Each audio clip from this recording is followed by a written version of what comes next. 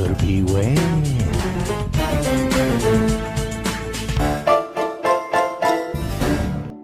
Welcome back to Viewer Beware. It's the show where we go over each and every episode of the original Goosebumps TV series.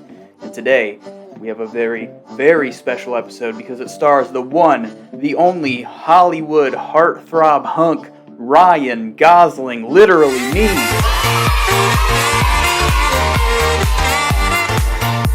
That's right, I'm talking about Say Cheese and Die. Even though this is a camcorder and not a camera, you get the point. Now, this book always stood out to me because it had the coolest cover art. You know, the skeletons at the barbecue? And skeletons are just awesome, especially when you're 9 years old. But it turns out the skeletons don't actually play a huge role in this episode, or in the book even. It turns out R.L. Stine only put that scene in the book after he saw how awesome the cover art was.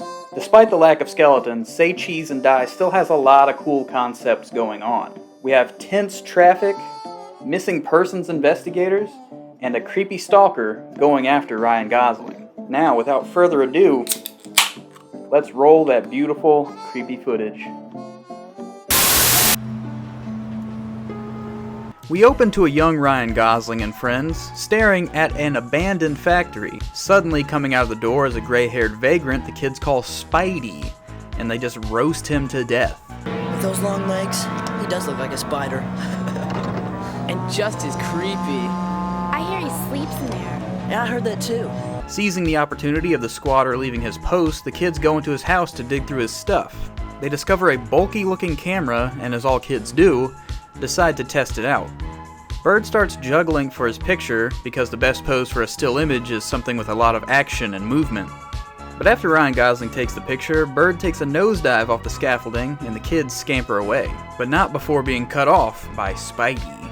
Now, being a child alone in a creepy basement with an adult is not a good situation, but luckily Spidey has vertigo and tumbles off the staircase for really no reason, allowing the kids to escape. After the escape, the kids notice that Ryan Gosling still has the camera, but insist there's no way they're going back now. Ryan Gosling looks at the developed picture and notices it's of Bert falling off the stage, despite him taking the picture before that. After that, Ryan Gosling goes home and notices a sweet new affordably priced car in the driveway. His uber 90s older brother comes out to greet him and notices the camera, asking for a picture. For those of you born after Y2K, cameras are more of a rarity in the 90s. Not everybody had one readily available, so the concept of taking a candid photo was a lot more exciting, which is why everyone is so stoked to have a picture taken in this episode. Anyway, back to the show. After Ryan Gosling takes 90s brother's picture, the camera pans out and we see that Spidey has followed him home. Really, at this point, as an adult, Spidey should just knock on the door and explain to the parents that Ryan Gosling robbed him, but he probably has too many issues for that route. When Ryan Gosling goes back to his room, he sees that the photo shows the new car is totaled, so he decides to hide this from his brother. At dinner, Dad asks the family how they feel about his new ride, but Ryan Gosling is too tripped out by the photo and wants his dad to take the car back. Just because, think how bad you would feel if you got a scratch on it. And besides, it's too shiny. It hurts my eyes. Dad, insisting that he just needs to get comfortable with the car, forces the family out on a drive, while repeatedly making jokes about speeding. Yeah, put the pedal to the metal. But watch the speed limit. What speed limit? Ryan Gosling notices a veering truck at the last moment and saves the family from being obliterated. Dad, watch out!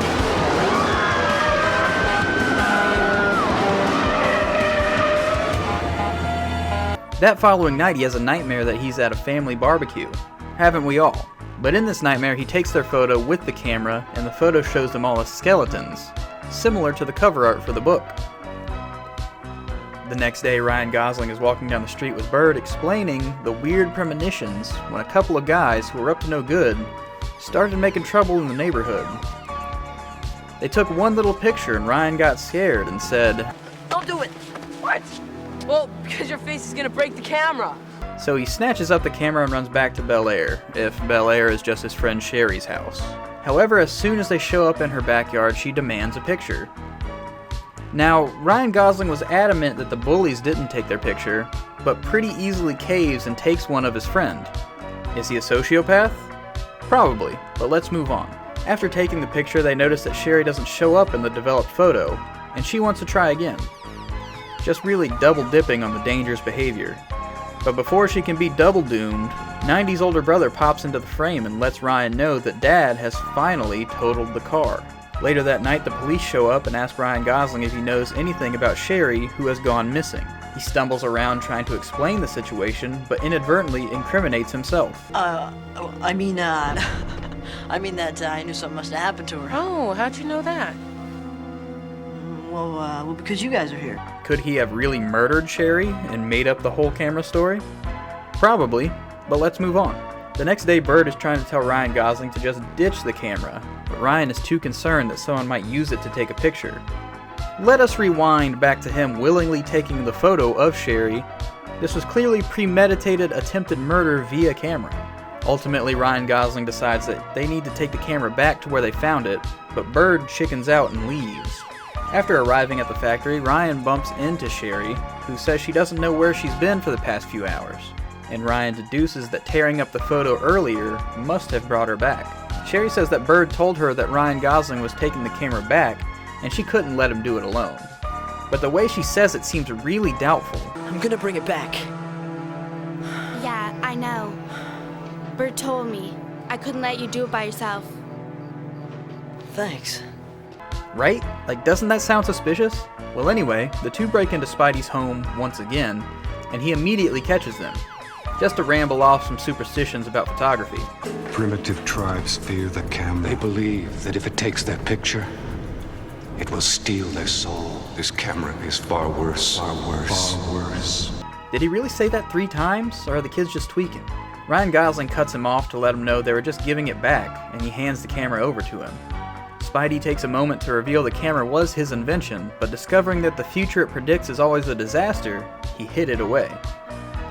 As the kids try to wrap it up and head out, Spidey blocks the door. They know too much and need to be silenced. Spidey grabs at Ryan Gosling and Sherry takes his picture, causing him to transform into a green mist and disappear. Apparently his soul has been trapped in the camera, even though that's not at all what he described his camera as being able to do. Sure, he said the superstition of the soul trapped in the lens, but up to this point his invention only predicted the future. It didn't zap people into the camera itself. Even if Sherry was in the camera as well, Spidey is conscious of his presence in the lens and is able to verbally communicate, whereas Sherry just disappeared and reappeared. Anyway, it turns out that Spidey's imprisonment wouldn't last very long at all, as the bullies arrive and discover the camera.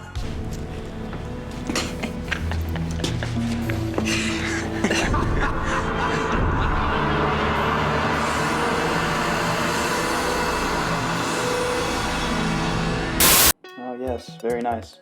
So the ending didn't make too much sense in the realm of the TV show, but it turns out at the end of the book, Spidey straight up dies of fright after he gets his picture taken. Now I understand why they had to change that for the TV show, but it's still kind of lame. That would have been awesome. That would have been a great ending to his story. Mad inventor gets killed by his own creation. That's a tale as old as time. Even though the ending did feel a bit off, the rest of the episode was terrific. Ryan Gosling was great with the limited stuff he had in the role. The villain was tragic and not overexposed. We got just enough to know what was going on and why he didn't want to be a bad guy.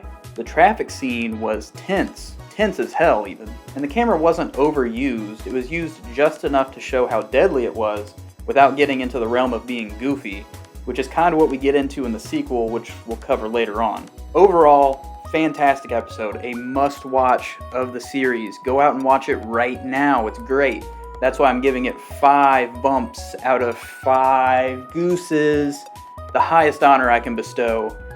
Place the crown on Ryan Gosling's sweet, sweet, precious head. Love him.